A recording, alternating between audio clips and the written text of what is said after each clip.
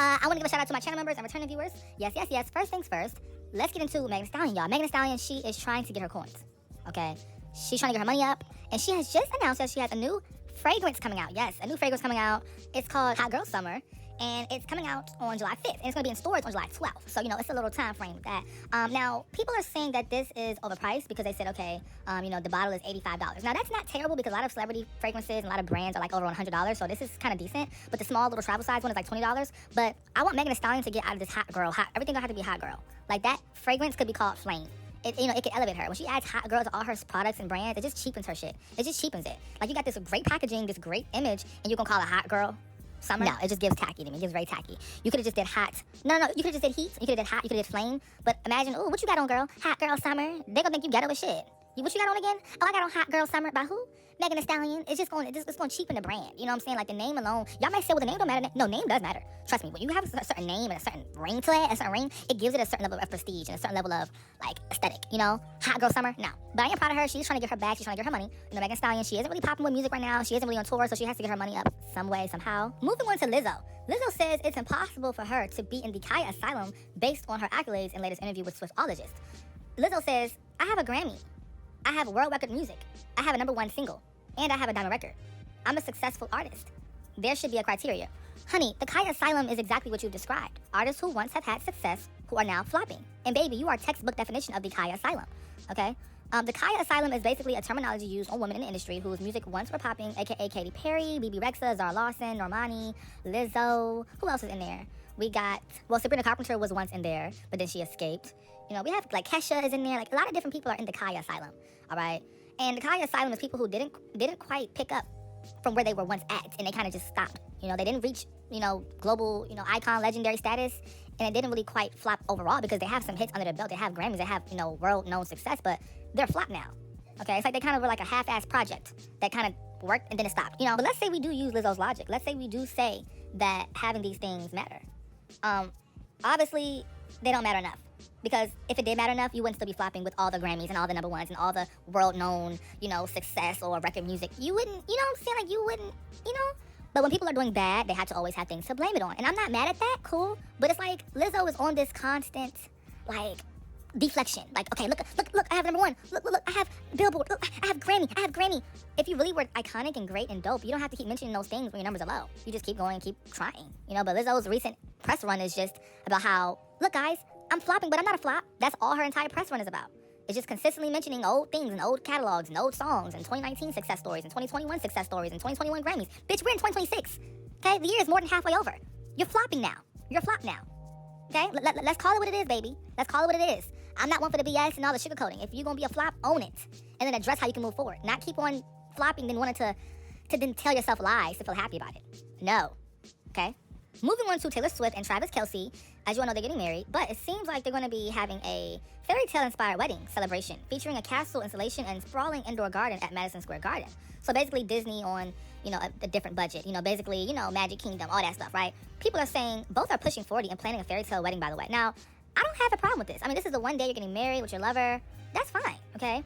It's the one day where you're able to do what you want to do. And, if you're a billionaire, you can afford it. You can do this. You can spend a coin on it, right? But the only part to me that kind of feels a bit cringe is the fact that it's at Madison Square Garden. Now, it's one thing if you built this somewhere in a private, big giant field and, like, have, like, the white seats and, like, it's private event. But you're having your wedding at the Madison Square Garden where concerts are held at. It just feels very, like, look at me. Like, you had to get an arena for your wedding. It just feels very tacky to me. I'm sorry. Like, you could have did this somewhere else. Like, this feels like a mini concert. Like, it doesn't have the same feeling of it being like in, a field in Pennsylvania or a field in Nashville where you're from and, doing the whole, thing on like a really beautiful garden land and, buying some land just for your wedding. That would be way more intimate. But Madison Square Garden, it's just tacky to me. I'm sorry. And Madison Square Garden is definitely a cute venue for concerts, for events, for basketball games, for sports, for, things of the sort like that. But, hey, if she wants to do it, she's a billionaire. Travis Kelce's a millionaire. And honestly, Taylor Swift is a very performative girl. Her existence is performance. Everything she does is for performance. Everything she does, her music, when she's at award shows and she's sitting on the sidelines aggressively dancing for camera time, she's being performative. Taylor Swift is a very performative person. And she likes when all eyes on her. So, okay, I'm moving on to India Arie. Y'all, people are waking up. People are waking up. And I'm happy they are. So, India Arie says the mass acceptance of this Carisha song is a clear sign that there's an issue, that there is a bigger problem. She says, I finally realized that not everybody wants to get free. And it was a very rude awakening. Yes, that Spin That song, child, is holding us back. Somebody said, not one lie told. And it's crazy how receptive everyone is to Young Miami. Like she wasn't defending and begging the judge to free her poppy, did he? How soon we all forget. Shaking my head. Yeah, I agree. I don't understand why we all are acting as if like Carisha is just like, oh, she just made it, like, because that's how people are. That's how people are with their boyfriends, their friends, music, their favorite celebrities, or, you know, they can do something so disgusting, but as long as they come back with this great movement or this great song or this great gift or this great picture or this great video, like, people just get amnesia, you know? Like, all this, but no shade. Carisha's fan base never had morals from the jump. Carisha's fan base never had morals, okay? The people who sit behind Carisha and rally behind her deeply, they were never people who thought deeply on things, had intellectual abilities, and were intelligent. They want to get money, scam money, quick money, fast money, BBL clothes, you know, overly beat lashes, so where the lashes are so thick you can't see nothing. You know, they love to go out and get a seafood boil every other Tuesday and then come back home and pour down a bottle of Don and then, like, go out with their friends and then, like, force them to, you know, like, get tapped out, wasted, and then come back home and call 8 dudes because, you know, one dude hung up on them, then they had a car. Like, it's very specific, the person who supports Carisha. And they're not thinking about no damn morals. They're not thinking about no damn intelligence or the bigger picture of it all, because those people are a part of the lifestyle. And if you are a part of the lifestyle, songs like this just feel like an anthem. It feels like a national anthem. Like, oh my God, y'all, let's ride. This song is about us. Like, you're not going to think deeply about it because it's your life. So if there's people who resonate with the song deeply, it's because it's real for them and it resonates with them. So, you know, I'm not going to hate on Carisha or the fans because, you know, it just is what it is at this point. But that's very true what she said. Everybody does not want to be free. People complain about the issues in the world, but when it comes down to it, they're so systematically stuck in things that hold them back, like this music and this lifestyle. So, you know, but some people don't have a choice but to get it like that, and I understand that, and that's cool. But it's just sad how we don't have any music trying to influence people to get out of that. You know, we just have music that embraces and glorifies it, and it's like, no. Moving on to Chloe Bailey, it's her birthday today. She's 28. She says, here's to eating down all year long. Okay, little girl, look at you getting hyped up. You know, she's always, you know, half naked, child, but nothing's new. She looks good. It's her birthday. I let her slide. I love this photo shoot. It's really tea, really amazing, really gorgeous. You know, Chloe Bailey is amazing. I am so excited that she dropped her new mixtape, y'all. It's been on repeat. I'm like, whoa. Girl, you ate this project up, sister. Now, when I heard about Resurrection coming out, you know, the mixtape, I wasn't so excited because I just was kind of scared. And when it first came out and I first played it, I was still kind of scared because the vocals were a bit overproduced. But after playing it for a little bit, you know, more time, it's grown on me a lot, you know, so this is great. I wish she performed it at the BET Awards. That would have been real cute. That would have been real nice for sure. But, you know, it's cool. Happy birthday, little girl. Okay, get back with your sister. She's calling you. Yes, Hallie has been calling you for the past month trying to rearrange Chloe and Hallie sessions, and you're ignoring her because you want to be a solo act so badly. Yeah, so I need you to hop your behind with your sister, Hallie Bailey, and y'all need to come up with a plan on how you're going to come back together as a duo. Yeah. One thing about the BET Awards is they are very anti-black. They are very anti-black, and they're messy. Okay, they're very messy. So in case you all did not know, but Bia and Cardi B obviously have beef. And on stage, Cardi B was doing a performance, right? And she said, do she even got a BET award? And then she showed off all her 5 BET awards. Cool. And then that's when the BET Awards are so messy, they posted it, right? And this is their caption. They said, we know who has 6 BET Awards, okay? Because she got her 6th one when she won that night later on. That's when somebody said, now, why the F is Bia being shaded by BET when she's more black than Belcalis? Or should I say, botched Belize? And when I seen this, I was like, yeah, exactly. I don't know why the BET is trying to do that, but that's because the BET does not like black women. They don't. They don't really like black women like that. You know, they always trying to embarrass them. They were trying to embarrass Doechii and SZA on stage by cutting their performance and their speech in half by, you know, bringing the saxophones out, trying to embarrass them.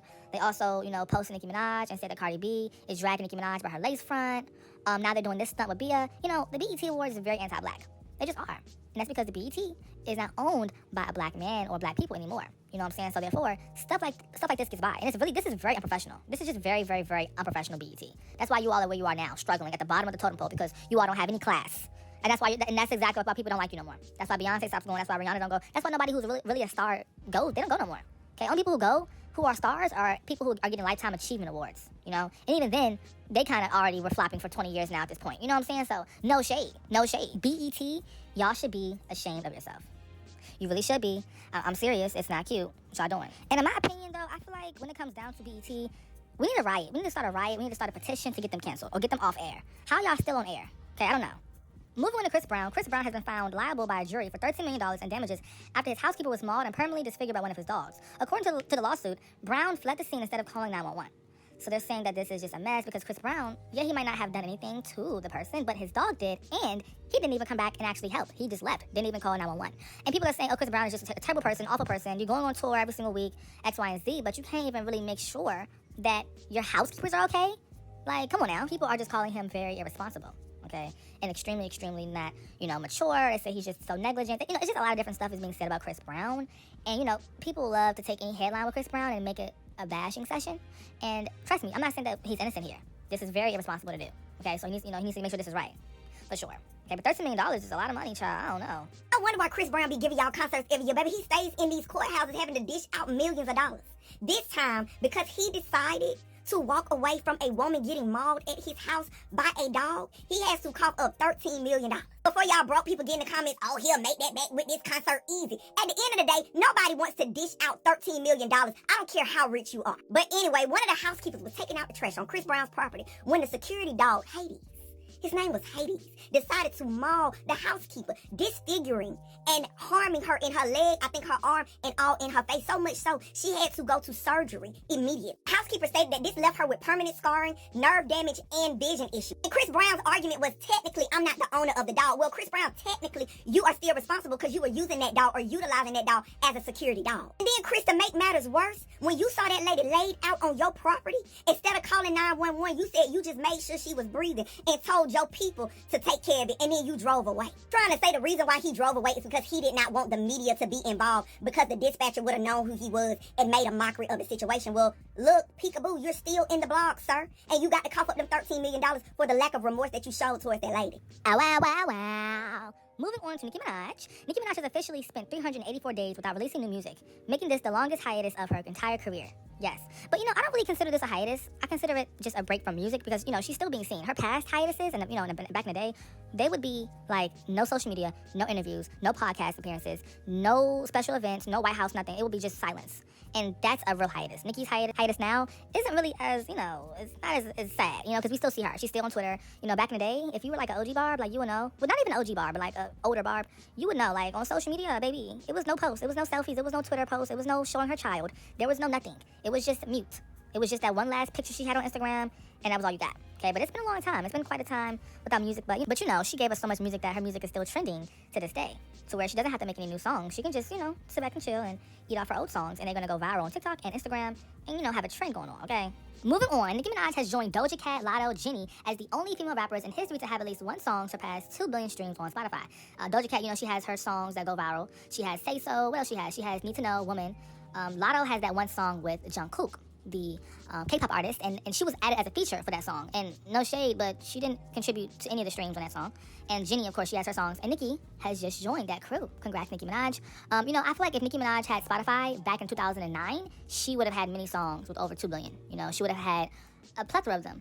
Also, I feel like we can't really compare, these newer streams to, Nicki's streams, because like I said earlier, Nicki has been around before Spotify was a thing. Nicki has survived so many phases of the music industry, But that's the thing, though. If you have real talent, you can survive any change, any algorithm change, any landscape change, industry change, because you're talented. So, congrats to her. She's getting these achievements. Even like 30, not 30 years, child. That's crazy. 20 years into the game. Well, almost 20, 19 years. Moving on to Nicki Minaj again, Nicki has just got a new viral trend, yes. Her viral tap-out trend has now surpassed over 223,000 posts on TikTok, gaining over 20,000 posts in less than 2 weeks, with videos using the sound collectively generating millions of views and likes. This marks yet another viral trend for Nicki Minaj, who currently has multiple songs dominating TikTok simultaneously and driving strong creator engagement across the platform. Okay, why would I have to make new songs when my old songs are going up and they're popping and they're hitting records? Okay.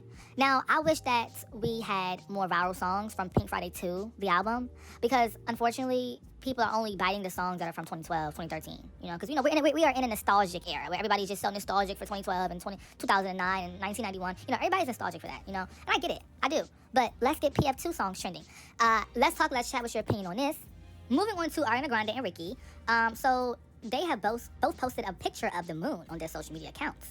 And everybody's saying, oh, y'all are definitely screwing again, okay? They said that she's actually mentally insane. I think she is insane. I think Ariana Grande is insane. I'm not gonna lie to you. I think she's a little bit off. I think she's a little bit, off the rocker. But it's okay. I think everybody's a little bit insane, right? But this is cute to me. I think it's cute. It shows that they're close again. They're together. They're having a good time. They're connecting. They're reconnecting, actually. And, getting to be back on that deep level. But I think the only thing that's making Ariana Grande get back with him is because she doesn't know how to be alone. She does not know how to be alone. She can't be alone. She needs somebody. She always has to have somebody. Ariana Grande never really has been single. And a lot of people relate to that. A lot of people can't be single because they're just codependent by nature. They're just so codependent. Like, everything has to be with a man, or everything has to be about a man. Everything has to be for a man. And unfortunately, people get conditioned like that their whole life. So by the time they're 30 or 40 or 50 and they're still in that pattern. So, it is what it is. Ricky is an ex of hers from 15, 16, 17. So, yeah, child. Social media is clowning JT right now because they feel like, JT, you look a mess, okay? So she has a new collaboration with Mac, yes, and somebody is saying, come on now, what the F is this? Like, what is going on, sis? What's tea? And, what's going on? They said, what is going on? It's like she has completely lost her spunk, her beauty, her personality. Like, what happened? Like, what's really going on here? I don't think JT lost her spunk or personality. This is an advertisement for a product. You're not going to be able to do all that crazy, wigs and stuff for a campaign, for a product, because it's a business, and they have a certain image they want to portray. If JT got up on that commercial with crazy freaky piercings and crazy black eyes and, crazy aggressive lashes and her colored contacts, like, that's not the brand of Mac right now, okay? That could fit for a Dolls Kill or a goth commercial or a very alternative company, but Mac is not alternative. They don't want to sell that image. So they're trying to sell, beauty, not alternative. So it makes sense to me, but people aren't smart. Now, when it comes to JT looking a mess, I don't think so. JT looks cute. She's a cute girl.